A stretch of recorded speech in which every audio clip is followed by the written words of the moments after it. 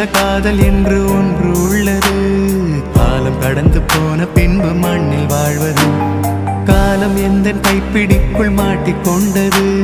காதல் என்னை விட்டு விட்டு எங்கு சென்றது.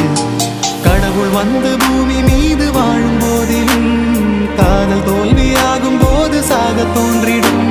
காதலின்றி பூமி மீது வாழ நேர்ந்திடும்.